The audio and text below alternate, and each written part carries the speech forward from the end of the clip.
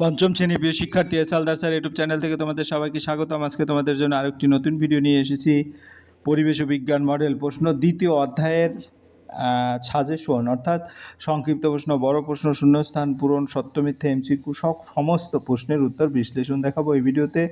আর text বইয়ের প্রয়োজনীয় topics ধরে ধরে বিশ্লেষণ করব। যতটা টপিকস আছে আমি সমস্ত টপিকস দেখাবো এবং ওই টপিক্সের ভিতরে কি কি প্রশ্ন আসতে পারে তোমাদের সেই সমস্ত প্রশ্ন নিয়ে আমি কিন্তু আলোচনা করাবো। আর দ্বিতীয় অধ্যায়ে রায় ও মার্টিন প্রশ্ন বিচিত্রার যে সাজেশন, অর্থাৎ দ্বিতীয় অধ্যায়ে কোন কোন প্রশ্নগুলি গুরুত্বপূর্ণ সেই গুরুত্বপূর্ণ প্রশ্নগুলিও কিন্তু আমি আগের ভিডিওতে দিয়েছি। আর আজকে হবে টপিকস বাই টপিক আলোচনা এবং টপিকস থেকে যে ধরনের প্রশ্ন আসবে সেই সকল প্রশ্নের উত্তরে আমি দেখাবো। কাজে তোমরা যারা এখনও আমার চ্যানেলটিকে সাবস্ক্রাইব করোনি তারা এখনই চ্যানেলটিকে সাবস্ক্রাইব করে বেল আইকনটি প্রেস করে দাও এরকম আরও অনেক ভিডিও পাওয়ার জন্য। তোমাদের যদি প্রথম পর্যায়ক্রমিক মূল্যায়নের জন্য দুটো অধ্যায়, একটা হচ্ছে মানবদেহ, যে অধ্যায়ের সিলেবাস এই প্রশ্ন উত্তর আমি আমার ইউটিউব চ্যানেলে দিয়ে দিয়েছি, তোমরা আমার ইউটিউব চ্যানেলে গিয়ে দেখে আসতে পারবে। আর ভৌত পরিবেশ, এই ভৌত পরিবেশের দুটো ভিডিও আমি দিচ্ছি। আমার পূর্ববর্তী ভিডিওতেও বেশ কিছু আলোচনা হয়েছে, আর আজকের ভিডিওতে বাকি টুকিটাকি সমস্ত প্রশ্ন নিয়ে আলোচনা করা হবে। তাহলে এখানে আজকে বলেছি যে টপিকস ধরে ধরে, যেমন আজকে কি কি টপিকস আছে: মাটি বিষয়ক পাঠ, মাটির তলার মাটি, মাটি দেখা, মাটি দিয়ে পাকা বাড়ি, এরকম জল বিষয়ক পাঠ, তারপরে হচ্ছে তোমার জীবজগত ও পরিবেশ বিষয়ক পাঠ, অর্থাৎ 1 থেকে শুরু করে টোটাল 29টি টপিকস আছে। আমি সমস্ত টপিক্সে ক্লিয়ার করে দেখাবো। তা প্রথম যে টপিক ছিল মাটির তলার মাটি, মাটি দেখা, মাটি দিয়ে পাকা বাড়ি, মাটি ও জলের বোঝাপড়া, মাটির উপকার অপকার, যত্ন পুষ্টি, মাটি থেকে সোনার ধান, মাটির উপর চাষাবাদ, ধসে রাস্তা বন্ধ, অর্থাৎ এই কয়টা টপিকস দিয়ে টোটাল প্রশ্নের উত্তর আমি দেখাবো। তাহলে মাটির তলার মাটি প্রথমে যেটা তোমাদের বইয়ে আছে, আর এখানে হচ্ছে মাটি দেখা। তাই আমরা যদি একটু দেখি মাটির তলার মাটিতে কীরকম প্রশ্ন আসে, এবং এই টপিকসগুলি আবার একটু বড় করে দেখাচ্ছি। তো এই ছিল তোমার টোটাল টপিক্সের আলোচনা। মাটির তলার মাটি, সবচেয়ে নিচের স্তরে কেমন মাটি থাকে, 1 নম্বরের প্রশ্ন। মাটি থেকে একেবারে নিচের স্তরে সাধারণত ভারী ও মোটা দানার মাটি জমা হয়, এই মাটি কঠিন ও দৃঢ় হয়। মিহিদানার মাটি কোথায় পাওয়া যায়? মাটির একেবারে উপরের স্তরে পাওয়া যায় মিহিদানার মাটি, এই অংশ সবচেয়ে উর্বর হয়। মাটির জল মেশালে কি হয়? 1 গ্লাস জলে মাটি মিশিয়ে দিলে দেখা যায় মাটির দানাগুলো স্তরে স্তরে বসে যায়, ভারী কণাগুলো নিচে ও হালকা কণাগুলো উপরে থাকে। মাটির দলা জলে দিলে কি দেখা যায়? জল বাষ্প বা বুদবুদ উঠতে থাকে, যা বাতাসের উপস্থিতি নির্দেশ করে। জলপৃষ্ঠে ভেসে থাকা জিনিস কি দিয়ে ভালোভাবে দেখা যায়? আতশ কাচ, ইংরেজিতে বলে লেন্স দিয়ে ছোট উপাদান ভালোভাবে দেখা যায়। হালকা ও ভারী কণার পার্থক্য: জল মিশিয়ে দিলে হালকা জিনিস পাতলা ময়লা উপরে ভেসে থাকে, আর ভারী কণাগুলো নিচে বসে যায়। মাটি দিয়ে পাকা বাড়ি। এরপর দ্বিতীয় টপিক, যেটা মাটি দিয়ে পাকা বাড়ি। তাহলে মাটির কণা কি? মাটির কণা হচ্ছে মাটির সবচেয়ে মিহি কণাকে কাদার কণা বলা হয়, এর মধ্যে জল ও বাতাস থাকে। সিমেন্টের ইতিহাস: বিশ্বে প্রথম সিমেন্ট তৈরি হয় প্রায় 200 বছর আগে, আর ভারতে প্রথম সিমেন্ট উৎপাদন হয় প্রায় 120 বছর আগে। এরপর মাটির প্রকারভেদ: মাটি সাধারণত 3 প্রকার। এঁটেল মাটি, যে মাটিতে কাদার পরিমাণ বেশি এবং এটি আঠালো শক্ত হয়, যেমন কণাগুলো সূক্ষ্ম ঘন, জল ধারণ ক্ষমতা বেশি, শুকালে সিমেন্টের মতো শক্ত হয়। এরপরে বেলে মাটি। বেলে মাটি হচ্ছে কাদার পরিমাণ কম ও বালির ভাগ বেশি থাকে। বৈশিষ্ট্য: জল ধারণ ক্ষমতা কম, জল সহজে নিচে চলে যায়। তারপর গাছপালা চাষের জন্য কম উপযোগী। দোআঁশ মাটি, বালি ও কাদার অনুপাত প্রায় সমান এবং জৈব পদার্থ মিশ্রিত থাকে। বৈশিষ্ট্য: মাঝারি জল ধারণ ক্ষমতা, চাষাবাদের জন্য সবচেয়ে ভালো, জৈব পদার্থ বেশি থাকে। এই যেমন আমি টপিক্সটা বলেছিলাম, যেটা নিয়ে আলোচনা হয়ে গেছে, মাটি দিয়ে পাকা বাড়ি, তারপর মাটি ও জলের বোঝাপড়া, এগুলি কিন্তু আলোচনা হয়ে গেছে। তারপর উপকার অপকার, যত্ন পুষ্টি, তারপর মাটি থেকে এই সোনার ধান, আমি টপিকসগুলি আলোচনা দেখাচ্ছি এখন। জৈব অজৈব পদার্থ: জৈব উপাদান গোবর, পচা পাতা, মাছের কাঁটা। অজৈব বা অস্বাভাবিক উপাদান যেমন পলিথিন, পেন্সিলের শীষ, ধাতব টুকরা যেমন অ্যালুমিনিয়াম। সিমেন্টের আগে কি দিয়ে ইট গাঁথা হতো? সিমেন্ট আবিষ্কারের আগে এঁটেল মাটি দিয়ে ইট গাঁথা হতো, কারণ জল মেশালে তা শক্ত এবং আঠালো হয়ে যেত। মাটি ও জলের বোঝাপড়া: মাটি ও জল একে অপরের সঙ্গে নিবিড়ভাবে সম্পর্কিত। জল মাটির গুণমান নির্ধারণে, চাষের উপযোগিতা নিরূপণে এবং গাছপালার উর্বরতার বৃদ্ধিতে গুরুত্বপূর্ণ ভূমিকা রাখে। এমন একটি জিনিস যার ভিতর দিয়ে জল গলে যায় কিন্তু মাটির কণা নয়, ফিল্টার কাগজ। কোন মাটি থেকে জল দ্রুত বেরিয়ে যায়? বেলে মাটি থেকে। কোন মাটি ভিজতে বেশি সময় নেয়? এঁটেল মাটি। তারপর মাটির সজীব জৈব উপাদান এমন জীবাণু বা প্রাণী যারা জৈব পদার্থকে ভেঙে সরল যৌগ তৈরি করে এবং মাটিকে উর্বর করে তোলে। মাটির সজীব উপাদান কেঁচো, ব্যাকটেরিয়া, ছোট ছোট কীটপতঙ্গ। কৃষকের বন্ধু হিসেবে পরিচিত উপাদান কোনটি? কেঁচো। কেঁচো এবং জীবাণুর ভূমিকা কী? মৃত জৈব উপাদান ভেঙে দিয়ে মাটিকে উর্বর করে। কোনো সার মাটির উর্বরতা বাড়ায়? জৈব সার। উদাহরণ যেমন গোবর সার, কম্পোস্ট সার। রাসায়নিক সার হচ্ছে নাইট্রোজেন সার, ফসফেট সার। গাছের জন্য প্রয়োজনীয় পুষ্টিকর উপাদান নাইট্রোজেন, ফসফরাস, পটাশিয়াম। মাটির শত্রু ও ক্ষতিকর উপাদান। মাটির ক্ষতিকারক উপাদান কাকে বলে? পলিথিন, প্লাস্টিক ইত্যাদি, যেগুলো শত শত বছরেও ভাঙে না। কিভাবে এগুলো মাটির ক্ষতি করে? মাটিতে হাওয়া এবং আলো চলাচলে বাধা দেয়। গাছের শিকড় প্রবেশে প্রতিবন্ধকতা সৃষ্টি করে। ঝড়ে গাছ উপড়ে পড়ে এবং মাটি ক্ষয় হয়। মাটির উর্বরতা বাড়ানোর উপায়: প্রয়োজন অনুযায়ী জৈব অজৈব সার ব্যবহার করতে হবে। মাটিতে সজীব উপাদান বৃদ্ধি করতে হবে। একই জমিতে বারবার একই ফসল না করে ফসল পরিবর্তন, মানে ক্রপ রোটেশন। এবার মাটি থেকেই সোনার ধান, আমরা টপিকসটা নিয়ে বলেছিলাম। কোন মাটি ধান চাষে উপযোগী? যে মাটিতে জল দাঁড়ায় এবং সহজে কাদা হয়। বীজতলা কি? ছোট জায়গায় কাদা জমিতে ঘনভাবে ধান সরিয়ে বীজতলা তৈরি করা হয়। কোন ধানে বীজতলা দরকার হয় না? আউশ ধানে। কোন ধানে জমিতে একটু জল থাকা প্রয়োজন? আমন ধানে। বীজ ধান কাকে বলে? বীজতলার উৎপন্ন ছোট চারা গাছ। বীজ ধান কীভাবে বসানো হয়? সারিবদ্ধভাবে 1 বিঘত দূরত্বে। কত বড় হলে রোপণ করতে হয়? প্রায় 1 হাত বড় হলে। রোয়া কি? সারি করে কাদা মাটিতে চারা গাছ বসানোকে রোয়া বলে। ধান রোয়ার আগে কি করতে হয়? জমির মাটি কাদা করতে হয়। তারপর মাটির উপরে চা গাছ, এই একটা তোমার টপিকস আছে। ধসে রাস্তা বন্ধ, আরও একটা টপিকস আছে। তারপর আরেকটা টপিক চেনা চেনা জলাশয়। তারপর আরেকটা টপিকস নতুন করে চিনছি আবার, চেনা পুকুর বিল। তাহলে আমরা এক এক করে মাটির উপরে চা গাছ। পাহাড়ের চা গাছ লাগাতে কতটা গভীরের মাটি দরকার? প্রায় 1-1.5 বিঘত গভীর মাটি। পাহাড়ে কিভাবে চাষ করা হয়? পাহাড়ের ঢালে সিঁড়ির মতো ধাপে ধাপে জমি তৈরি করে সেখানে বৃষ্টির জল আটকে চাষ করা হয়। একে ধাপ চাষ বলে। পশ্চিমবঙ্গে সবচেয়ে বেশি চা কোথায় হয়? দার্জিলিং জেলায়। মে জুন মাসে দার্জিলিংয়ে কোন শাকসবজি বেশি হয়? কপি, বাঁধাকপি, ফুলকপি। ধান ও শাকসবজি চাষে কতটা গভীর মাটি দরকার? প্রায় 1 থেকে 1.5 ফুট গভীর। ধাপ চাষ কাকে বলে? পাহাড়ি ঢালে সিঁড়ির মতো ছোট ছোট জমিতে চাষ করাকে ধাপ চাষ বলে। মাটি তৈরিতে কোন জীব উদ্ভিদ সাহায্য করে? লাইকেন, মস, ফার্ন ইত্যাদি। পাথর কিভাবে গুঁড়ো হয়? ভূমিকম্প, সূর্যের তাপ এবং প্রবল বৃষ্টির ফলে। মাটি কিভাবে তৈরি হয়? প্রাকৃতিক শক্তির, যেমন তাপ, বৃষ্টি, বাতাস প্রভাবে পাথর চূর্ণ হয়ে যায় এবং জীবদেহ মিশিয়ে নরম মাটি তৈরি হয়। এরপরের প্রশ্ন, ধসে রাস্তা বন্ধ। পাহাড়ে ধস কি? ভূমিক্ষয়ের ফলে মাটি ও পাথর নিচে খসে পড়া। কী কারণে ধস নামে? ভূমিকম্প, অতিবৃষ্টি, মাটি নরম হয়ে যাওয়া। ধস কমাতে কি সাহায্য করে? বড় গাছ, ঘাসের চাপড়া। কোথায় বেশি ধস দেখা যায়? দার্জিলিং অঞ্চলে। ভূমিক্ষয় কাকে বলে? মাটি এক জায়গা থেকে অন্য জায়গায় সরে যাওয়াকে ভূমিক্ষয় বলে। কিভাবে ভূমিক্ষয় ঘটে? মাটিতে পলিথিন, প্লাস্টিক থাকলে মাটির উপরিভাগ দুর্বল হয়ে পড়ে। ঝড় বৃষ্টি হলে উপরের মাটি সরে যায়। ভূমিক্ষয়ের সমস্যা: ধস ও রাস্তা বন্ধ হওয়া, গাছপালা জন্মাতে না পারা, প্রাকৃতিক বিপর্যয়ের আশঙ্কা। কী করলে ভূমিক্ষয় কমে?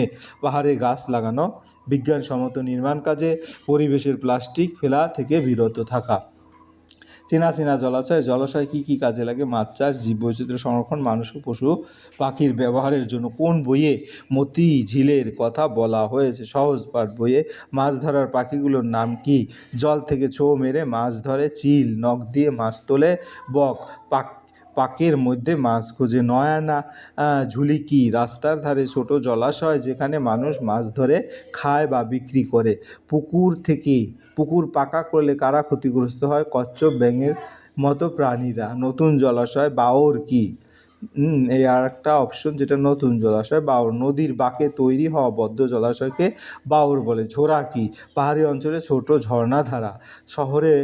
শহর বনাম গ্রাম কোথায় জলাশয় বেশি? প্রাকৃতিক ও কৃত্রিম জলাশয় বেশি শহরে।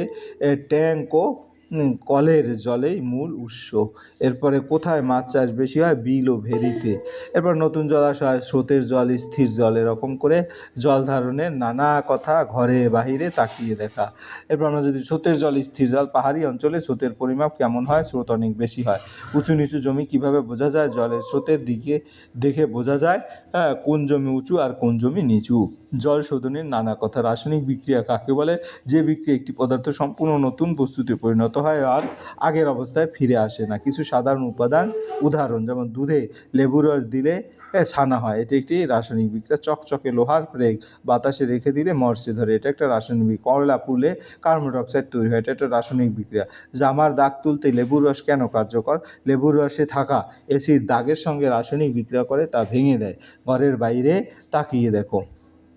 জলে কিভাবে নোংরা এসে পড়ে? বাড়ির ময়লা জল, ড্রেনের নোংরা, বৃষ্টির সঙ্গে বর্জ্য পদার্থ। পুকুরে ড্রেনের জল এলেও সবসময় জল নোংরা হয় না কেন? বাতাসে অক্সিজেন নোংরার সঙ্গে রাসায়নিক বিক্রিয়া করে এবং মাছ ও জলজ প্রাণী কিছু নোংরা খেয়ে নেয়। কত ধরনের জল শোধনের পদ্ধতি আছে? দুটি, প্রাকৃতিক পদ্ধতি, রাসায়নিক পদ্ধতি। প্রাকৃতিক জল শোধনের কারা? মাছ ও অন্যান্য জলজ প্রাণী। রাসায়নিক কিভাবে জল শোধন করা হয়? পটাশিয়াম পারম্যাঙ্গানেট ব্যবহার করে, যা অক্সিজেন সমৃদ্ধ, তবে অতিরিক্ত রাসায়নিক দিলে মাছ মারা যেতে পারে। হ্যাঁ, আমরা কিন্তু আছি ক্লাস 5 আমাদের পরিবেশ চ্যাপ্টার 2 নিয়ে আলোচনা করেছি। পুকুরের জল পরিষ্কার রাখতে করণীয়: বাসন মাজা, কাপড় ধোয়া বন্ধ করতে হবে, পশুকে স্নান করানো যাবে না, প্লাস্টিক ময়লা ফেলা নিষিদ্ধ। এরপরের যদি আমরা বলি, নর্দমার জল পুকুরে প্রবেশ বন্ধ করতে হবে। এরপর জলাশয়ের চারপাশে গাছ ও প্রাণী। পুকুর পাড়ে কোন গাছপালা জন্মায়? বাঁশ ও কলা গাছ। জলের মধ্যে জন্মানো গাছ কি? শালুক, পদ্ম, পানা, কলমি শাক। হ্যাঁ, কলা গাছের কিছু অংশ, যেমন ফল, কাঁদি, তারপরে ফুল, মোচা, কলার কাঁদির শেষ ঝুলে থাকা। ঢেঁকি শাক কোথায় জন্মায়? জলের ধারে ডাঙার কাছাকাছি জায়গায়। এটি দেখতে লতার মতো, পাতা ঘাস কাটা। মাটির নিচে জল, পানীয় জল পুকুরে কি কি করা নিষিদ্ধ? যেমন স্নান করা, নোংরা জিনিস ফেলা। মাটির নিচের জল কোন কাজে ব্যবহার করা হয়? মাটির নিচের জল কৃষিকাজ, পানীয় হিসাবে, গৃহস্থলীর কাজে। সুন্দরবনের নিচে জল কেমন এবং কেন? সুন্দরবনের মাটির নিচের জল নোনতা হয় কারণ সাগরের জল মাটির নিচ দিয়ে ঢুকে আসে। নিচে জল অতিরিক্ত ব্যবহার করলে কি হয়? জলস্তর অনেক নিচে নেমে যাবে, ফলে টিউবওয়েল থেকে জল ওঠা বন্ধ হতে পারে। পানীয় চাষাবাদের জন্য অপর্যাপ্ত জল থাকবে। মাটির নিচে পানীয় জল অপচয়ের কারণ: স্থানীয় ব্যবহারে বেশি হওয়া, কল খোলা রেখে জল অপচয় হওয়া। এরপরে যদি আমরা আবার টপিকস দেখি, এখানে কি কি টপিকস আছে? মাটির নিচে জল, যেটা আমরা আলোচনা করেছি, জল নষ্ট আর জল কষ্ট। হ্যাঁ, তারপরের টপিকসটা কি কি? তারপরের টপিকস হচ্ছে তোমার কি হলো,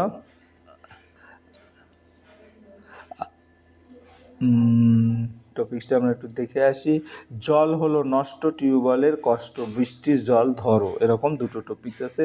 তাহলে জল নষ্ট, জল কষ্ট। গ্রামের মানুষ রান্নার জন্য কোন জল ব্যবহার করে? পুকুরের জল। সজল ধারার জল কোন কাজে ব্যবহার করা হয়? স্নান পান করার কাজে। পুকুরের জল কোন কাজে ব্যবহার করা উচিত নয়? রান্না, আনাজ ধোয়া, মুখ ধোয়া। পুকুরের জল পানীয় হিসেবে ব্যবহার করা উচিত নয় কেন? পুকুরের জলে এমন জীবাণু থাকতে পারে যা শুধু জল ফুটিয়ে ঠিকমতো নষ্ট হয় না, ফলে তা পানে মানুষ অসুস্থ হতে পারে। জল হলো নষ্ট, টিউবওয়েলের কষ্ট, বৃষ্টির জলধারা। আমাদের কলের জল কেন নষ্ট করা উচিত নয়? কারণ ভবিষ্যতে জল সংকট দেখা দিতে পারে। টিউবওয়েলের মুখ থেকে জল কিভাবে খাওয়া উচিত? গ্লাস ও মগ দিয়ে। কল থেকে জল পড়ার পর কি হয়? কিছু জল বাষ্পে যাবে, কিছু মাটি নরম করবে। বৃষ্টি শুরুর প্রথম সময় জলে কি থাকে? নোংরা ও সামান্য অ্যাসিডিটি পদার্থ। বৃষ্টির জল পানীয়, রান্নায় ব্যবহার করা উচিত নয় কেন? এতে জীবাণু থাকতে পারে যা রোগ সৃষ্টির কারণে হতে পারে। এবার বৃষ্টির জলে কিভাবে কাজে লাগানো যেতে পারে?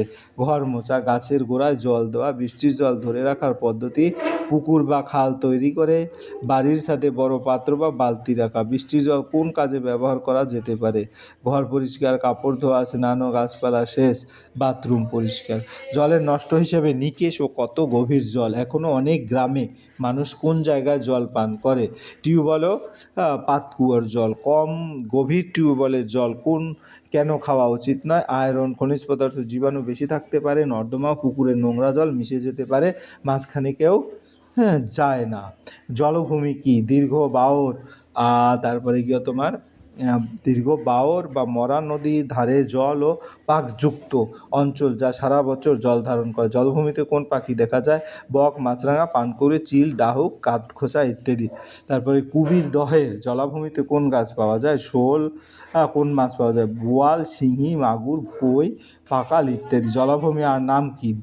দহ, তাল, পটস, চাউরস, মুনস ইত্যাদি। জলাভূমির বৈশিষ্ট্য: জল প্রায় শুকোয় না, গভীরতা বেশি হয় না। কলকাতার ঢাল পূর্ব দিকে। কলকাতার ঢাল কোন দিকে? পূর্ব দিকে। কত বছর আগে ঠিক হয় কলকাতার নোংরা পূর্ব দিকে ফেলা হবে? 1857 খ্রিস্টাব্দে, অর্থাৎ প্রায় 150 বছর আগে। 300 বছর আগে কলকাতার নোংরা কোথায় ফেলা হতো? গঙ্গায়। কলকাতার নোংরা জল কোথায় পাঠানো হবে বলে ঠিক হয়?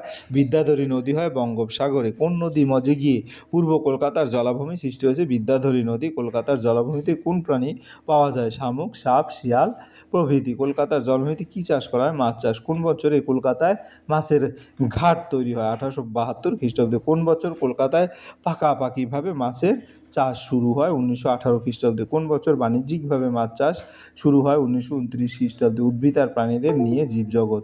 ভোরে বাইরে বেরোলে কি দেখা যায়? নীল আকাশ, সূর্য এবং সবুজ গাছপালা। উদ্ভিদ জগতে কিসের দ্বারা গড়ে উঠেছে? সূর্যের আলো, মাটি ও জল, বাতাস। মধু কারা তৈরি করে? মৌমাছি। তারপরে উদ্ভিদ ও প্রাণী কি কার উপর বেশি নির্ভরশীল? প্রাণীরা উদ্ভিদের উপর নির্ভরশীল। তৃণভোজী প্রাণী কাদের বলে? যেসব প্রাণী গাছপালা খেয়ে বেঁচে থাকে, যেমন গরু, ছাগল, হরিণ, খরগোশ। মাংসাশী প্রাণী কাকে বলে? অন্য প্রাণী খেয়ে বেঁচে থাকে, যেমন বাঘ, সিংহ। সর্বভূক কাদের বলে? যারা গাছপালা ও প্রাণী উভয় খায়, যেমন মানুষ।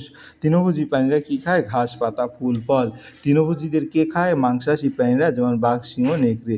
উদ্ভিদ প্রাণীদের উপর কিভাবে নির্ভরশীল? প্রাণীরা শ্বাসে কার্বন ডাইঅক্সাইড ছাড়ে, উদ্ভিদ তা দিয়ে খাদ্য তৈরি করে। বাদুড় পাখি, কীটপতঙ্গ ফুলে পরাগ মেলায়, বীজ ও ফল ছড়াতে প্রাণীরা সাহায্য করে। প্রাণীরা উদ্ভিদের উপর কিভাবে নির্ভরশীল? খাদ্যের মূল উৎস উদ্ভিদে। তৃণভোজী প্রাণীরা সরাসরি গাছ খায়, মাংসাহারীরা তাদের খায়। অনেক প্রাণী গাছে আশ্রয় নেয়। হ্যাঁ, এরপরের যে টপিকস সেটা হচ্ছে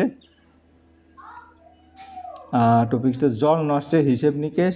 তারপর কত গভীরের জল, দুটো টপিক্স। মাঝখানে কেউ যায় না, কলকাতার ঢাল পূর্ব দিকে। কে বন্য কে পশু? পাখি। ভালো লাগলে পাখি না পুষে কী করা উচিত? গাছে খাবার ঝুলিয়ে রাখতে হবে, তখন পাখিরা ইচ্ছা মতো এসে খেয়ে যাবে আর আমরা তাদের দেখতে পাবো। কয়েকটি পালিত পাখির নাম হচ্ছে টিয়া, ময়না, কাকাতুয়া। কয়েকটি বন্য পশুর নাম বাঘ, সিংহ, ভালুক। আমরা টিয়া পাখি কেন পুষি? টিয়া পাখি সুন্দর দেখতে এবং ভালো ডাকতে পারে বলে। পোষা টিয়া ও হাঁসের মধ্যে পার্থক্য কী? হাঁস প্রতিদিন সন্ধ্যায় বাসায় ফিরে আসে, কিন্তু টিয়া খাঁচা খোলা পেলে উড়ে যায় আর ফেরে না। বন্যপ্রাণীরা কেন আক্রমণ করে? কেউ ক্ষতি করলে বা খাদ্য বাসস্থান কেড়ে নিতে চাইলে। এরপরে বাড়ির কাছে এত উদ্ভিদ, জলাশয়ে জন্মানো উপকারী শাকের নাম কি? হেলেঞ্চা, কুলেখাড়া, ব্রাহ্মী শাক। গাছ চেনা সহজ কেন? গাছ নড়াচড়া করে না, তাই সময় নিয়ে দেখা যায়। ঢেঁকি শাক আসলে কি? এটি এক ধরনের ফান। হেলেঞ্চা শাকের স্বাদ কেমন? তেতো। কুলেখাড়া গাছ দেখতে কেমন? কাঁটাযুক্ত, পাতা লম্বা ও সরু। কুলেখাড়া শাকের উপকারিতা কি? এর রস রক্তাল্পতা দূর করে। কোন শাক স্মৃতিশক্তি বাড়ায়? ব্রাহ্মী শাক স্মৃতিশক্তি বাড়ায়। ঘরের কাছে কত প্রাণী? ভামবেড়াল দেখতে কেমন? হুলো বেড়ালের মতো, কালো রং, কুকুরের মতো মুখ ও লোমশ, লম্বা লেজ। তাড়ালে বাড়িতে থাকতে চায় এমন প্রাণী কারা? মশা, মাছি, আরশোলা, টিকটিকি, মাকড়সা। বাড়ি ও ঝোপে ঝাড়ে থাকে এমন প্রাণী কোনগুলো? গিরগিটি, মাকড়সা। খাবারের খোঁজে বাড়িতে আসে কোন প্রাণী? ইঁদুর, ছুঁচো। সাপ সম্পর্কে ভুল ধারণা কি? সাপ মানুষদের দেখলেই কামড়ায়। শিখবো সবাই মিলে, চিনবো সবাইকে। এটার মধ্যে কি কি প্রশ্ন আছে দেখি। কোন প্রাণী পা গোনা যায় না? কেন্ন। কোন প্রাণীর পা নেই? কেঁচো। সাপ। সাপ দেখতে কেমন? লোম নেই, গায়ে চকচকে আঁশ থাকে। কোন প্রাণীর গায়ে হাত দিলে চুলকানি হয়? কেন? শুঁয়োপোকা, কারণ শরীরে শুঁয়ো থাকে। শুঁয়োর পোকা পরে কি হয়? প্রজাপতি হয়। প্রজাপতি কয়টি ডানা থাকে? দুটি ডানা। জলে থাকা প্রাণী দুটি লিখো, যেমন মাছ, ব্যাঙ। শিকারী প্রাণীর নাম লেখো, বাঘ, সিংহ। তারপরে নিশাচর প্রাণী কাদের বলে? যারা রাতে শিকার করে, যেমন পেঁচা। তারপরে বাড়ির কাছে এত উদ্ভিদ, ঘরের কাছে কত প্রাণী, এগুলি আমরা আলোচনা করেছি। কে মেরুদণ্ড, কে অমেরুদণ্ড? আটযুক্ত আশ্বিন মাছের উদাহরণ দাও। যেমন আঁশবিহীন, শিঙি, মাগুর, ট্যাংরা। আটযুক্ত হচ্ছে রুই, কাতলা, কই। এরপরের প্রশ্ন, রুই, ট্যাংরা মাছের মোট কয়টি পাখনা থাকে? 7টি। কাঁটা নেই এমন মাছের নাম কি? চিংড়ি। জলের পোকা কাকে বলে? চিংড়িকে জলের পোকা বলে। তারপর অমেরুদণ্ডী প্রাণী কাদের বলে? যাদের দেহে হাড় বা কাঁটা নেই। মেরুদণ্ডী প্রাণী কাদের বলে? যাদের শরীরে মাথা থেকে লেজ পর্যন্ত হাড়ের দণ্ড থাকে। মেরুদণ্ড অমেরুদণ্ড প্রাণীর উদাহরণ দাও। মেরুদণ্ড প্রাণীর মানুষ, কুকুর, অমেরুদণ্ড, কেঁচো, শামুক প্রজাপতি। দেহের বাইরে শক্ত কাঁটা আছে এমন মাছ কোনগুলো? শিঙি, ট্যাংরা মাছ। তারপরে তোমার মেরুদণ্ড অমেরুদণ্ড প্রাণীর মাছের উদাহরণ দাও। মেরুদণ্ড রুই, কাতলা, ট্যাংরা। মেরুদণ্ড প্রাণী চিংড়ি। চেনা গাছের অচেনা আচরণ। আকর্ষী কি? লতানো গাছের সবুজ সুতো জাতীয় অঙ্গকে আকর্ষী বলে।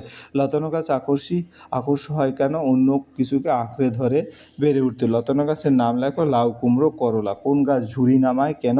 বট গাছ, কারণ ভারী ডালের ভর সামলাতে ঝুরি নামে। এবার চেনা গাছের আচরণ। তারপরে হচ্ছে খুব চেনা প্রাণীর আচরণ। এরপরে টপিকস হচ্ছে আধা চেনা প্রাণীর আচরণ, স্থানীয় প্রাণী হারিয়ে যাওয়া। আমরা একটা করে খুব চেনা প্রাণীর আচরণ। কাক খাবার লুকিয়ে রাখে কেন? পরে খাওয়ার জন্য। বৃষ্টির আগে পিঁপড়া কি সরায়? ডিম উঁচু জায়গায় নিয়ে যায়, কারণ তারা আগে থেকে বৃষ্টি টের পায়। কোন প্রাণী লেজ খসে গেলে আবার গজায়? টিকটিকি। শিকারি মাছ কাদের বলে? যারা ছোট মাছ খায়, যেমন শোল, শাল, চ্যাং। মাছ ছাড়া চেনা প্রাণীর উদাহরণ দাও। সাপ, ব্যাঙ, বাদুড়, কাঁকড়া, প্রজাপতি। কোন প্রাণীর নাম শুনলেই ভয় হয়? সাপ। দুটি বিষধর, দুটি বিষহীন সাপের নাম লেখো। বিষধর হচ্ছে গোকরা, কেউটে এবং বিষহীন জলঢোড়া আর ময়াল। তারপর মাছ, আঁশ এবং সাপের আঁশের পার্থক্য কী? মাছের আঁশ পিচ্ছিল, সাপের আঁশ খুস্কো। স্থানীয় প্রাণী হারিয়ে যাওয়া। কোনো মাছের চাষ করা হয়? রুই, কাতলা, বাটা, গ্রাস কাপ। ডোবা পুকুরে কোন মাছ চাষ পাওয়া যেত? শোল, শাল, চ্যাং। সাধারণ চাষ করা হয় না এমন মাছের নাম লেখো। বেলে, পুঁটি, মৌরালা। শকুন কীভাবে পরিবেশ পরিষ্কার রাখে? মৃত প্রাণীর মাংস খেয়ে। শকুন মারা যাচ্ছে কেন? বিষাক্ত গরুর মাংস খাওয়ার কারণে। কোন ঔষধি গাছ বিলুপ্ত হচ্ছে? সর্পগন্ধা, মেহেন্দি, মুক্তঝুরি। সর্পগন্ধা গাছ থেকে কী ঔষধ হয়? উচ্চ রক্তচাপ কমানোর রেসারপিন। এরপরে সিংকোনা গাছ থেকে কী ঔষধ হয়? ম্যালেরিয়ার কুইনিন। মেহেন্দি গাছের ব্যবহার কি? মাথা ব্যথা ও চর্মরোগ সারায়। মুক্তঝুরির রসের ব্যবহার কি? বাত, পোড়া, ক্ষত এবং পেট ব্যথায় কাজে লাগে। জীববৈচিত্র্য কি? প্রাণী উদ্ভিদের বৈচিত্র্য। জীববৈচিত্র্য সংরক্ষণ কেন প্রয়োজন? খাদ্য, জ্বালানি, ভেষজ ঔষধ, মাছ সংরক্ষণ এবং বাস্তুতন্ত্রের ভারসাম্যের জন্য। এই ছিল টপিকস বাই টপিকস ধরে যে প্রশ্নগুলি, সেই প্রশ্নর এক এক করে সমস্ত উত্তর। আর আমি এছাড়াও বেশ কিছু সামগ্রিক কিছু প্রশ্ন এখানে দেখিয়ে দিয়েছি। আশা করি ওর ভিতরে সকল প্রশ্ন তোমরা পেয়ে যাবে। কাজেই ভিডিওটি তোমরা যদি স্কিপ না করে পূর্ণাঙ্গ এক এক করে টপিকস বাই টপিকস ধরে পড়ো, তাহলে আশা করি যে কোনো পরীক্ষায় সমস্ত প্রশ্নই তোমাদের কমন বাঁধবে। পরিশেষে বলবো, ভিডিওটি দেখার জন্য অসংখ্য ধন্যবাদ। ভিডিওটি ভালো লাগলে লাইক, কমেন্ট, শেয়ার করতে ভুলবে না। আজ এই পর্যন্তই। ধন্যবাদ সবাইকে।